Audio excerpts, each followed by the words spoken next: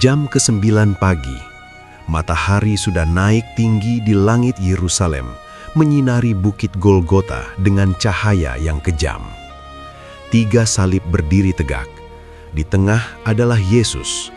Di kanan dan kirinya, 2 penjahat yang disalibkan bersamanya. Kerumunan berkumpul di kaki bukit. Sebagian datang dengan rasa ingin tahu yang mengerikan, sebagian datang untuk mengejek, dan sebagian, sangat sedikit, datang karena kasih. Para imam kepala dan ahli Taurat berdiri dengan jubah-jubah panjang mereka, wajah penuh kepuasan. Mereka telah berhasil. Orang yang mengancam kekuasaan mereka kini tergantung tak berdaya di kayu salib. Tentara-tentara Romawi yang telah menyalibkan Yesus duduk di tanah, membagi-bagi pakaiannya dengan cara diundi. Jubahnya yang tidak berjahit, ditenun dari atas sampai bawah, terlalu bagus untuk dirobek. Maka mereka membuang undi untuk menentukan siapa yang mendapatnya. Mereka tidak tahu bahwa tindakan sederhana mereka itu menggenapi nubuat kuno yang ditulis ratusan tahun sebelumnya. Mereka membagi-bagi pakaianku di antara mereka, dan mereka membuang undi atas jubahku. Yesus menggantung di kayu salib. Setiap napas adalah perjuangan menyakitkan. Untuk bisa bernapas, ia harus mendorong tubuhnya ke atas dengan kaki yang tertancap paku, membuat rasa sakit menusuk ke seluruh tubuh. Lalu ketika otot-otot kelelahan, tubuhnya merosot ke bawah, menarik tangannya yang terpaku, membuat bahunya hampir terlepas dari sendinya. Kerumunan di bawah tidak diam. Mereka menggelengkan kepala dengan ejekan. Hai engkau yang mau merubuhkan bait Allah dan membangunnya kembali dalam 3 hari, selamatkanlah dirimu. Jika engkau anak Allah, turunlah dari salib itu. Para imam kepala bergabung dalam ejekan. Dengan suara lantang yang penuh kemenangan palsu, mereka berkata satu sama lain, "Orang lain ia selamatkan, tetapi dirinya sendiri tidak dapat diselamatkan. Ia Raja Israel, baiklah ia turun dari salib itu, dan kami akan percaya kepadanya." Mereka tidak mengerti ironi dari kata-kata mereka sendiri. Memang benar, Yesus tidak bisa menyelamatkan dirinya sendiri dan menyelamatkan mereka pada saat yang sama. Jika ia turun dari salib, tidak akan ada penebusan, tidak akan ada pengampunan, tidak akan ada keselamatan bagi siapapun.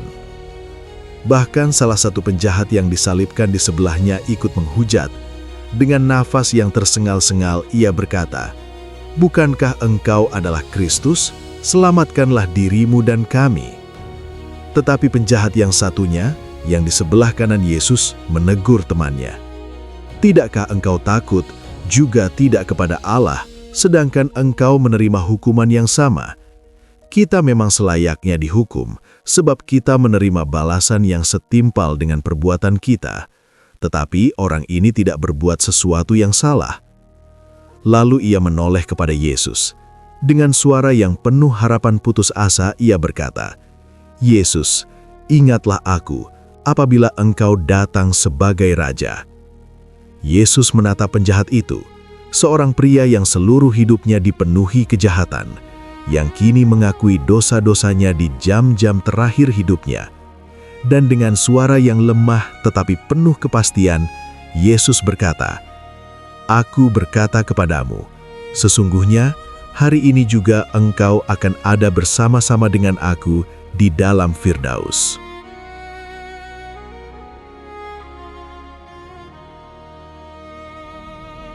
Bahkan di tengah penderitaan yang mengerikan, Yesus masih menyelamatkan jiwa.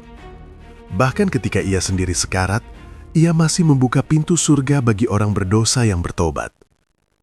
Di kaki salib, sekelompok perempuan berdiri dengan air mata mengalir di wajah mereka. Maria, ibu Yesus, berada di sana, melihat anak yang pernah ia kandung, yang pernah ia susui, yang pernah ia peluk sebagai bayi, kini tergantung menderita di kayu salib. Bersamanya ada Maria Magdalena, yang pernah dibebaskan Yesus dari 7 roh jahat. Ada Maria ibu Yakobus dan Yoses, dan ada Yohanes, murid yang dikasihi Yesus. Yesus melihat ibunya dan Yohanes yang berdiri berdampingan. Meskipun dalam rasa sakit yang luar biasa, ia masih memikirkan kebutuhan mereka. Dengan suara yang lemah, ia berkata kepada Maria, "Ibu, inilah anakmu." Lalu kepada Yohanes, "Inilah ibumu." Sejak saat itu, Yohanes merawat Maria seperti ibunya sendiri. Bahkan di tengah kematiannya, Yesus masih mengasihi dan merawat orang-orang yang ia kasihi. Waktu terus berjalan. Matahari naik lebih tinggi. Panas terik membakar kulit Yesus yang terluka. Bibirnya kering dan pecah-pecah. Tubuhnya kehilangan cairan karena darah yang terus mengalir dan keringat yang bercucuran. Lalu pada jam 12 siang, ketika matahari seharusnya paling terang, sesuatu yang aneh terjadi. Kegelapan mulai merayap melintasi langit. Bukan awan biasa, bukan gerhana biasa. Ini adalah kegelapan supranatural yang datang tiba-tiba, menelan cahaya matahari. Kerumunan mulai gelisah. Beberapa orang ketakutan. Apa yang terjadi? Mengapa matahari padam? Bahkan para imam kepala mulai merasa tidak nyaman. Mereka berbisik satu sama lain. Ini tidak wajar. Kegelapan itu bukan hanya fisik. Ini adalah kegelapan rohani. Saat ketika dosa seluruh umat manusia ditimpakan kepada Yesus. Semua kejahatan, semua kebencian, semua kekejian dari setiap manusia yang pernah hidup atau akan hidup. Semuanya ditekankan padanya. Dan yang paling mengerikan dari semuanya, untuk pertama kalinya dalam kekekalan, Yesus terpisah dari Bapa. Ia yang satu dengan Bapa, ia yang ada di pangkuan Bapa sebelum dunia dijadikan, kini ditinggalkan, sendirian dalam kegelapan. Murka Allah yang seharusnya ditimpakan kepada kita, sekarang ditimpakan kepada Dia. Selama 3 jam, kegelapan itu berlangsung. 3 jam penderitaan yang tidak bisa digambarkan dengan kata-kata. Lalu pada jam 3 sore, dari kegelapan itu terdengar teriakan yang memilukan. Teriakan yang akan bergema sepanjang masa. "Eli, Eli, lama sabachthani." Suara itu penuh duka cita yang tak terukur. Ini adalah jeritan anak yang ditinggalkan oleh Bapa. Jeritan kesendirian yang paling dalam. Jeritan dari pribadi yang tidak pernah terpisah dari Allah, tetapi sekarang harus menanggung pemisahan itu demi kita. Beberapa orang di kerumunan salah mengerti. "Ia memanggil Elia," bisik mereka. Seorang tentara berlari mengambil spons, mencelupkannya dalam anggur asam, menaruhnya di ujung sebatang buluh, dan mengangkatnya ke mulut Yesus. Yesus menerima sedikit cairan itu. Lalu dengan suara yang lemah tetapi jelas, ia berkata, "Dahaga fisiknya adalah nyata, tetapi lebih dari itu, ini adalah penggenapan nubuat. Dalam dahagaku, mereka memberi aku minum cuka." Kemudian, dengan napas yang dalam, sebuah napas terakhir yang penuh kemenangan, Yesus berseru dengan suara yang mengejutkan keras untuk seorang yang sekarat. Sudah selesai. Dalam bahasa Yunani, kata itu adalah tetelestai, sebuah kata yang digunakan dalam dunia bisnis yang berarti dibayar lunas. Hutang telah dilunasi, harga telah dibayar penuh, pekerjaan penebusan telah selesai sempurna. Lalu dengan suara yang lebih lembut, Yesus berkata, "Ya Bapa, ke dalam tanganmu kuserahkan nyawaku." Kepalanya tertunduk, napasnya berhenti, tubuhnya menjadi diam. Yesus telah mati. Pada saat yang tepat itu, hal-hal luar biasa mulai terjadi. Di Bait Allah, 1 kilometer jauhnya dari Golgota, tirai besar yang memisahkan tempat Maha Kudus dari ruang luar tiba-tiba terbelah 2 dari atas sampai bawah. Tirai yang tebalnya 10 cm, yang tingginya 20 meter, tirai yang hanya bisa dilewati oleh imam besar 1 tahun sekali, kini robek. Jalan kepada Allah terbuka, Tidak ada lagi penghalang antara manusia berdosa dan Allah yang kudus. Darah Yesus telah membuka jalan. Bumi mulai berguncang, gempa bumi menggoyahkan Yerusalem, batu-batu karang terbelah, kuburan-kuburan terbuka. Kepala pasukan yang menjaga penyaliban Yesus, seorang perwira Romawi yang keras yang telah menyaksikan ratusan penyaliban, menatap tubuh Yesus dengan wajah pucat. Ia telah melihat kegelapan yang supranatural. Ia telah merasakan gempa bumi. Ia telah mendengar kata-kata terakhir Yesus. Dengan suara yang gemetar, ia berkata dengan keras, sebuah pengakuan yang keluar dari kedalaman jiwanya. Sungguh, orang ini adalah Anak Allah. Kerumunan yang tadinya mengejek mulai memukuli dada mereka dan pulang dengan hati yang hancur. Mereka tahu mereka telah menyaksikan sesuatu yang mengerikan dan suci pada saat yang sama. Para perempuan yang mengasihi Yesus tetap berdiri di sana, menangis dalam diam. Mereka tidak bisa meninggalkannya, bahkan dalam kematiannya. Matahari perlahan muncul kembali dari balik kegelapan. Cahaya sore yang lembut menyinari 3 salib di Golgota. 2 penjahat masih menggantung, napas mereka perlahan melemah. Tetapi di tengah, tubuh Yesus sudah diam. Misinya selesai, pengorbanannya sempurna. Domba Allah yang menghapus dosa dunia telah disembelih. Harga telah dibayar. Jalan kepada Allah telah terbuka.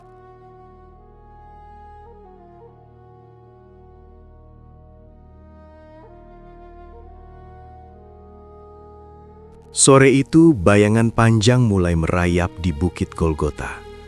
Hari hampir berakhir, dan Sabat Yahudi akan segera dimulai saat matahari terbenam. Menurut hukum Yahudi, tidak boleh ada mayat yang dibiarkan tergantung pada hari Sabat, apalagi Sabat Paskah yang begitu suci. Para imam kepala mendatangi Pilatus dengan permintaan. Perintahkan supaya kaki mereka dipatahkan agar mereka cepat mati, dan mayat-mayatnya dapat diturunkan sebelum Sabat dimulai. Pilatus mengangguk. Ia memerintahkan tentara-tentara untuk melaksanakannya. Tentara-tentara datang dengan tongkat besi besar. Mereka mendekati penjahat pertama yang disalibkan di sebelah kiri Yesus. Dengan ayunan keras, mereka mematahkan kedua kakinya. Penjahat itu berteriak kesakitan. Tanpa kaki yang bisa digunakan untuk mendorong tubuhnya ke atas, ia tidak bisa bernafas lagi.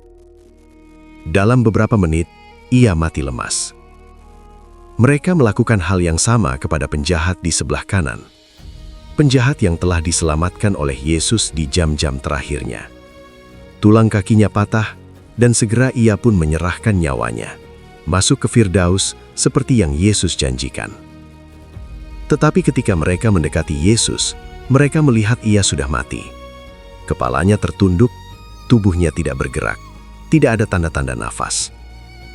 Salah seorang tentara, untuk memastikan, mengambil tombaknya dan menikam lambung Yesus. Dari luka tikaman itu mengalir darah dan air, tanda medis yang jelas bahwa Yesus benar-benar sudah mati. Darah dan plasma telah terpisah, menunjukkan kematian yang pasti.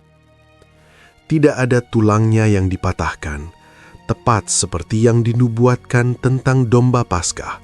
1 tulang pun jangan kamu patahkan. Sementara itu, seorang pria kaya dari Arimatea bernama Yusuf mendatangi istana Pilatus. Ia adalah anggota Mahkamah Agama, tetapi secara diam-diam adalah murid Yesus. Ia tidak setuju dengan keputusan Sanhedrin untuk membunuh Yesus, tetapi ia terlalu takut untuk bersuara. Kini, dengan keberanian yang baru, ia meminta jenazah Yesus kepada Pilatus. Pilatus terkejut mendengar Yesus sudah mati. Biasanya penyaliban memakan waktu berhari-hari. Ia memanggil kepala pasukan untuk memastikan. Setelah dikonfirmasi, Pilatus mengizinkan Yusuf mengambil jenazah itu. Yusuf datang ke Golgota bersama Nikodemus, ahli Taurat yang dulu datang menemui Yesus pada malam hari untuk bertanya tentang dilahirkan kembali. Nikodemus membawa campuran mur dan gaharu, sekitar 30 kg, jumlah yang biasa digunakan untuk penguburan raja. Dengan hati-hati, mereka menurunkan tubuh Yesus dari salib. Paku-paku dicabut satu persatu dari tangan dan kakinya. Tubuh yang kaku dan penuh luka itu diturunkan dengan lembut. Maria, ibu Yesus, memeluk tubuh anaknya untuk terakhir kalinya. Air matanya membasahi wajah Yesus yang pucat. Maria Magdalena dan perempuan-perempuan lain menangis dalam diam. Mereka membungkus tubuh Yesus dengan kain lenan yang halus. Mereka mengoleskan rempah-rempah mahal, mur dan gaharu di antara lipatan-lipatan kain sesuai tradisi penguburan Yahudi.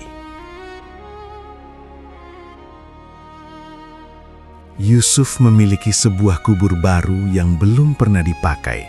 Sebuah gua yang dipahat di dalam batu karang terletak di taman tidak jauh dari Golgota. Kubur itu sebenarnya dipersiapkan untuk dirinya sendiri, tetapi kini ia mempersembahkannya untuk guru yang ia kasihi. Mereka membawa tubuh Yesus yang terbungkus ke kubur itu. Gua itu sejuk dan gelap. Mereka meletakkan tubuhnya pada meja batu di dalam kubur. Cahaya obor menari-nari di dinding batu yang kasar. Perempuan-perempuan berdiri di pintu masuk, menandai dengan teliti di mana kubur itu berada. Mereka berencana untuk kembali setelah Sabat berlalu, membawa lebih banyak rempah-rempah untuk menyelesaikan proses penguburan yang terburu-buru ini. Dengan hati berat, Yusuf dan Nikodemus menggulingkan batu besar, batu bundar yang sangat berat, mungkin beratnya hampir 1 ton, menutup pintu masuk kubur. Batu itu berhenti tepat di depan pintu masuk, menutupnya rapat. Tidak ada yang bisa masuk atau keluar. Malam turun. Yerusalem merayakan Sabat Paskah, tetapi bagi murid-murid Yesus tidak ada perayaan. Hanya kesedihan yang mendalam, kebingungan, dan rasa kehilangan yang luar biasa. Mereka bersembunyi di ruangan-ruangan tertutup, takut akan ditangkap juga. Harapan mereka telah mati bersama Yesus. Semua impian tentang kerajaan Allah yang akan dipulihkan tampak hancur. Petrus duduk di sudut ruangan, wajahnya tertutup tangan. Ia masih mendengar ayam berkokok. Ia masih melihat tatapan Yesus setelah ia menyangkal. Rasa bersalah menghancurkan hatinya. Yohanes memeluk Maria, ibu Yesus, mencoba menghiburnya. Tetapi apa yang bisa ia katakan? Anaknya telah mati dengan cara yang paling mengerikan. Namun keesokan harinya, hari Sabat, sesuatu yang tidak terduga terjadi. Para imam kepala dan orang Farisi datang menghadap Pilatus. Mereka gelisah, khawatir. "Tuan," kata mereka, "kami teringat bahwa penyesat itu, ketika ia masih hidup, pernah berkata, 'Sesudah 3 hari, aku akan bangkit.' Karena itu perintahkanlah supaya kuburan itu dijaga sampai hari yang ketiga, agar murid-muridnya jangan datang mencuri dia, lalu mengatakan kepada rakyat, 'Ia telah bangkit dari antara orang mati.' Penipuan yang terakhir itu akan lebih jahat daripada yang pertama." Pilatus menatap mereka dengan wajah lelah. Orang-orang ini tidak pernah puas. "Kamu ada penjaga, pergilah dan jagalah itu baik-baik menurut pendapatmu." Para imam kepala segera mengatur penjagaan. Mereka pergi ke kubur bersama regu penjaga Romawi, tentara-tentara profesional yang terlatih dan bersenjata lengkap. Mereka memeriksa batu besar yang menutupi kubur. Lalu mereka membubuhkan meterai resmi di atas batu itu. Meterai Romawi yang jika dilanggar akan berarti hukuman mati. Penjaga-penjaga mengambil posisi di sekitar kubur. Beberapa duduk tepat di depan pintu masuk. Yang lain berjaga di sekitar area. Mereka bergiliran, selalu ada yang terjaga sepanjang malam. Para imam kepala pulang dengan puas. "Sekarang kita bisa tenang," kata salah seorang. Kubur dijaga oleh tentara Romawi, dimeteraikan dengan meterai resmi. Tidak ada yang bisa mencuri mayat itu. Semua omong kosong tentang kebangkitan akan terbukti palsu. Dalam 3 hari, ketika tidak terjadi apa-apa, sahut yang lain, rakyat akan lupa tentang Yesus. Semuanya akan kembali normal. Mereka tidak tahu bahwa mereka sedang menjaga kubur dari orang yang salah. Bukan murid-murid yang akan membuka kubur itu, Allah sendiri yang akan melakukannya. Malam kedua turun di atas kubur yang dijaga ketat itu. Penjaga-penjaga duduk di sekitar api kecil, berbicara dalam suara rendah. Sebagian dari mereka merasa tidak nyaman. Ada sesuatu tentang tempat ini yang membuat mereka gelisah. "Kenapa kita harus menjaga mayat?" bisik salah seorang tentara. "Orang mati tidak bisa lari." "Diam," sahut kepada regu. "Kita ikut perintah saja." Di dalam kubur yang gelap dan dingin, tubuh Yesus terbaring terbungkus kain lenan. Rempah-rempah mengeluarkan aroma yang harum. Keheningan total menyelimuti tempat itu. Tidak ada yang bergerak, tidak ada yang bernapas. Kematian tampak menang. Batu besar dengan meterai resmi Romawi menutup pintu masuk. Penjaga-penjaga bersenjata berjaga. Kuasa Roma dan kuasa agama Yahudi bersatu untuk memastikan Yesus tetap terkubur. Tetapi mereka tidak bisa menjaga kubur dari kuasa kebangkitan. Mereka tidak bisa memeteraikan kematian selamanya. Mereka tidak tahu bahwa di balik batu itu, rencana Allah yang paling agung sedang menunggu untuk dinyatakan. Di ruang-ruang persembunyian murid-murid, Sabat berlalu dengan sangat lambat. Setiap menit terasa seperti jam. Mereka duduk dalam kegelapan, bukan hanya kegelapan fisik, tetapi kegelapan jiwa. 3 tahun mereka mengikuti Yesus, 3 tahun melihat mukjizat, 3 tahun mendengar pengajaran tentang kerajaan Allah, dan sekarang semuanya berakhir di kayu salib.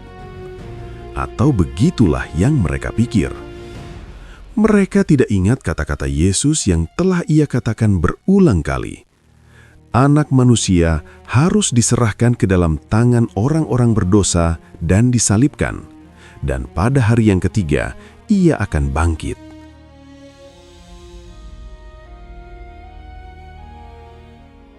Mereka mendengar kata-kata itu, tetapi tidak memahaminya. Bagaimana mungkin seseorang bangkit dari kematian? Itu tidak masuk akal bagi pikiran mereka. Maka mereka menunggu dalam kesedihan, tidak tahu bahwa dalam hitungan jam, kesedihan mereka akan berubah menjadi sukacita yang tak terkatakan. Kubur yang disegel akan segera menjadi kubur kosong. Kematian akan segera dikalahkan. Dan fajar yang paling mulia dalam sejarah umat manusia akan segera menyingsing.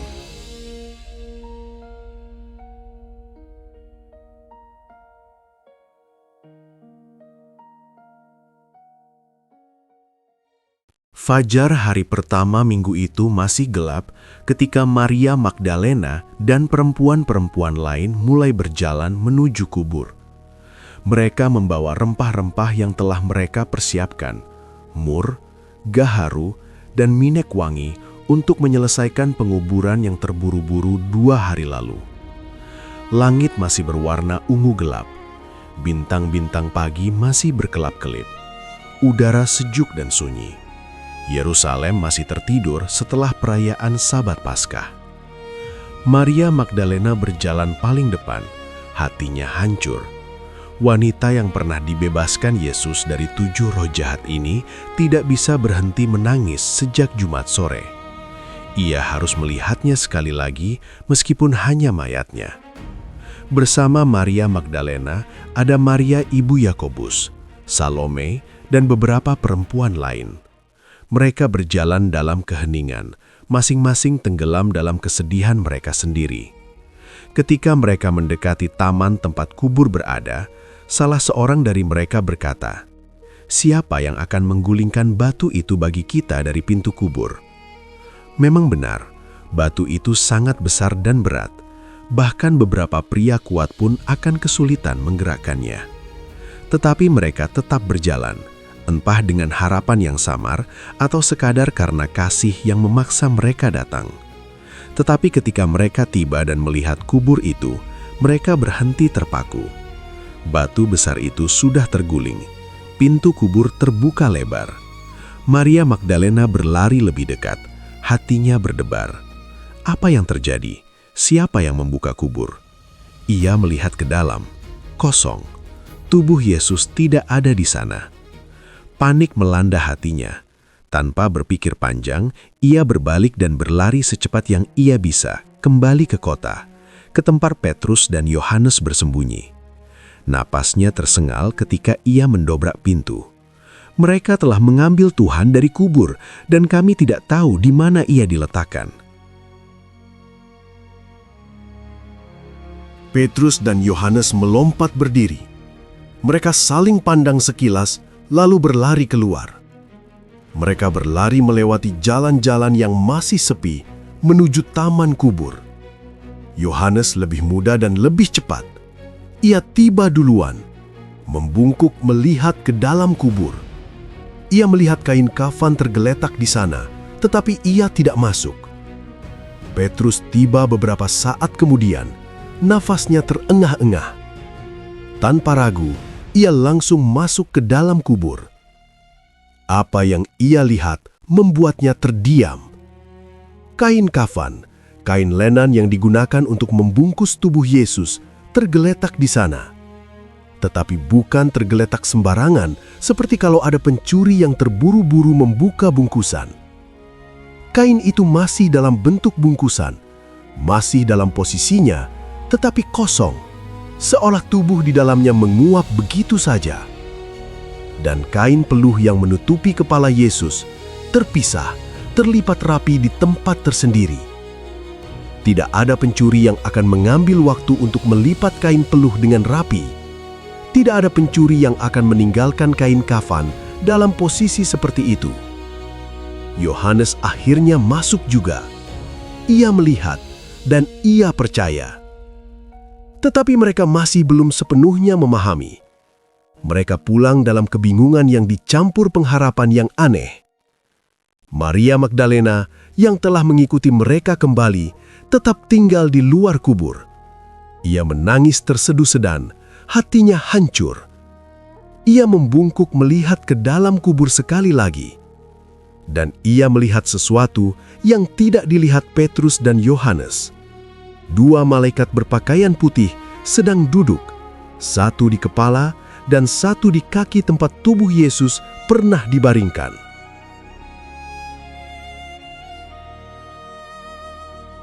Malaikat-malaikat itu bertanya dengan suara lembut, "Ibu, mengapa engkau menangis?" Maria menjawab dengan suara serak, "Tuanku telah diambil orang dan aku tidak tahu di mana ia diletakkan." Ketika ia mengatakan itu, ia mendengar bunyi langkah di belakangnya. Ia berbalik dan melihat seseorang berdiri di sana. Mungkin tukang kebun, pikirnya. Orang itu bertanya, "Ibu, mengapa engkau menangis? Siapa yang engkau cari?" Maria, dengan mata yang kabur karena air mata, menjawab, "Tuhan, jikalau Tuhan yang mengambil dia, katakanlah kepadaku, di mana Tuhan meletakkan dia, supaya aku dapat mengambilnya." Lalu orang itu berkata satu kata, hanya satu kata, tetapi kata itu diucapkan dengan suara yang sangat ia kenal, suara yang telah membebaskannya, yang telah mengasihinya, yang telah mengubah hidupnya. Maria. Dunia berhenti berputar untuk sesaat, waktu seolah berhenti. Maria membeku, lalu perlahan berbalik menghadapnya sepenuhnya.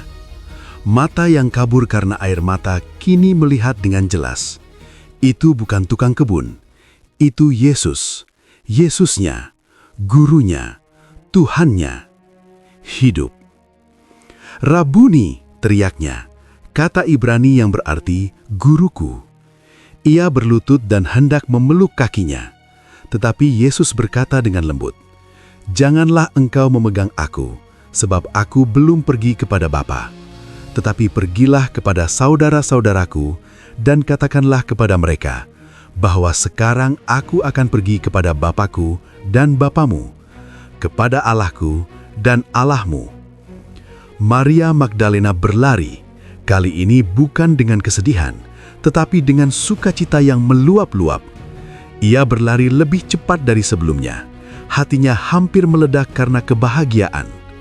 Ia menemukan murid-murid yang masih berkabung dan berseru dengan suara keras, "Aku telah melihat Tuhan."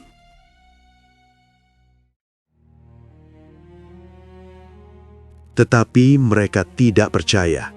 Kata-kata Maria tampak seperti omong kosong bagi mereka. Sementara itu, perempuan-perempuan lain yang tetap tinggal di kubur juga bertemu dengan malaikat-malaikat yang mengatakan kepada mereka, "Mengapa kamu mencari orang yang hidup di antara orang mati? Ia tidak ada di sini, ia telah bangkit. Ingatlah apa yang telah dikatakannya kepadamu ketika ia masih di Galilea, yaitu bahwa Anak Manusia harus diserahkan ke dalam tangan orang-orang berdosa dan disalibkan, dan pada hari yang ketiga, ia akan bangkit."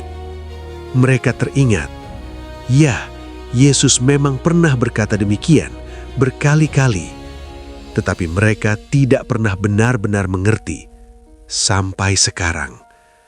Mereka berlari juga membawa kabar yang sama, tetapi reaksi murid-murid tetap skeptis. Terlalu bagus untuk menjadi kenyataan, terlalu ajaib untuk dipercaya.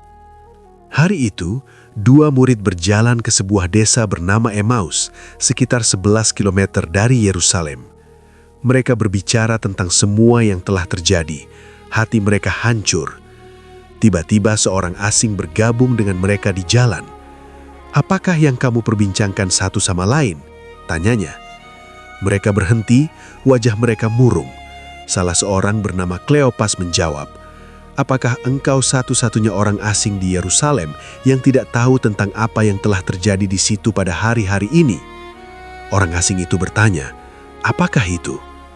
Mereka menceritakan semuanya, tentang Yesus dari Nazaret, tentang harapan mereka bahwa Ia adalah Mesias, tentang penyalibannya, dan tentang laporan bahwa kuburnya kosong.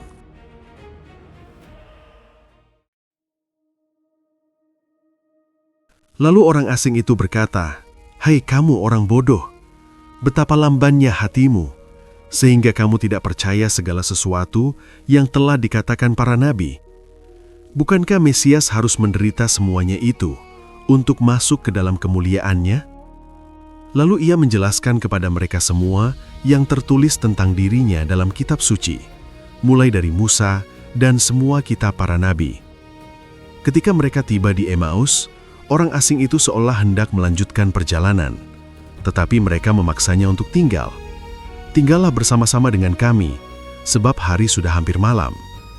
Ia masuk dan duduk bersama mereka untuk makan. Ketika ia memecahkan roti dan memberikannya kepada mereka, tiba-tiba mata mereka terbuka. Mereka mengenali Dia, Yesus. Tetapi pada saat itu juga, ia lenyap dari pandangan mereka. Mereka saling pandang dengan mata berbinar. Bukankah hati kita berkobar-kobar ketika ia berbicara dengan kita di jalan dan ketika ia menerangkan kitab suci kepada kita? Tanpa menunggu, meskipun sudah malam, mereka berlari kembali ke Yerusalem 11 km tanpa berhenti untuk memberitahu murid-murid yang lain. Ketika mereka tiba, mereka menemukan 11 murid dan pengikut Yesus lainnya berkumpul di sebuah ruangan dengan pintu terkunci karena takut kepada pemimpin Yahudi. "Tuhan sungguh telah bangkit dan telah menampakkan diri kepada Simon," seru mereka. Lalu kedua murid dari Emmaus menceritakan pengalaman mereka. Sementara mereka masih berbicara, tiba-tiba Yesus berdiri di tengah-tengah mereka. Tidak ada suara pintu terbuka, tidak ada langkah kaki. Ia hanya ada di sana. "Damai sejahtera bagi kamu." Mereka terperanjat, ketakutan. "Hantu!" bisik sebagian. Tetapi Yesus berkata, Mengapa kamu terkejut dan mengapa kamu meragukan hal ini? Lihatlah tanganku dan kakiku. Aku sendirilah ini. Rabalah aku dan lihatlah, karena hantu tidak ada daging dan tulangnya, seperti yang kamu lihat ada padaku." Ia mengulurkan tangannya, memperlihatkan bekas luka paku. Ia memperlihatkan kakinya, bekas paku juga masih terlihat. Ia membuka jubahnya, memperlihatkan bekas tikaman tombak di lambungnya. Thomas, yang tidak ada di sana saat itu, tidak akan percaya ketika yang lain menceritakannya kepadanya. "Sebelum aku melihat bekas paku pada tangannya, dan menaruh jariku ke dalam bekas paku itu, dan menaruh tanganku ke dalam lambungnya, sekali-kali aku tidak akan percaya." Seminggu kemudian, ketika mereka berkumpul lagi, Yesus datang sekali lagi. Kali ini Thomas ada di sana. Yesus langsung mendekati Thomas. "Taruhlah jarimu di sini dan lihatlah tanganku. Ulurkanlah tanganmu dan cucukkanlah ke dalam lambungku, dan jangan engkau tidak percaya lagi, melainkan percayalah." Thomas jatuh berlutut. Ia tidak perlu menyentuh. Melihat sudah cukup. Dengan suara gemetar penuh iman, ia berseru, "Ya Tuhanku dan Allahku." Yesus tersenyum. "Karena engkau telah melihat aku, maka engkau percaya. Berbahagialah mereka yang tidak melihat namun percaya."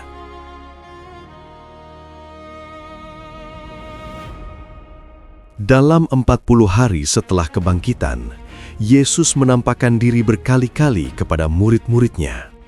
Pada suatu waktu, ia menampakkan diri kepada lebih dari 500 orang sekaligus. Ia makan bersama mereka. Ia mengajar mereka. Ia mempersiapkan mereka untuk misi yang akan datang. Lalu pada hari ke-40, ia membawa mereka ke Bukit Zaitun, tempat di mana ia pernah berdoa dengan peluh darah, tempat di mana ia ditangkap. Tetapi kali ini bukan untuk penderitaan, kali ini untuk kemuliaan. Ia berkata kepada mereka, "Kamu akan menerima kuasa kalau Roh Kudus turun ke atas kamu. Dan kamu akan menjadi saksiku di Yerusalem dan di seluruh Yudea dan Samaria dan sampai ke ujung bumi." Lalu ketika mereka memandang, ia terangkat ke atas. Awan menyambutnya, membawanya keluar dari pandangan mereka. Mereka berdiri menatap ke langit, terpesona. Lalu 2 malaikat berdiri di samping mereka. "Hai orang-orang Galilea, mengapakah kamu berdiri melihat ke langit? Yesus ini yang terangkat ke sorga meninggalkan kamu, akan datang kembali dengan cara yang sama seperti kamu melihat dia naik ke sorga." Dan begitulah perjalanan dari Hosana ke Haleluya selesai, tetapi juga baru dimulai. Yesus telah mati, tetapi ia telah bangkit. Ia telah dikuburkan, tetapi kubur tidak bisa menahannya. Ia telah ditolak oleh manusia, tetapi dimuliakan oleh Allah. Dan suatu hari, seperti yang dijanjikan para malaikat, ia akan datang kembali, bukan sebagai domba yang disembelih, tetapi sebagai raja yang memerintah. Dari pintu masuk yang rendah hati di Yerusalem dengan seekor keledai, hingga kubur kosong yang mengubah dunia. Inilah jalan salib. Inilah kasih yang tak terbatas. Inilah pengorbanan yang sempurna. Dan bagi setiap orang yang percaya, kematian bukan lagi akhir, kubur bukan lagi kemenangan, karena jika Kristus bangkit, semua yang percaya kepadanya akan bangkit juga.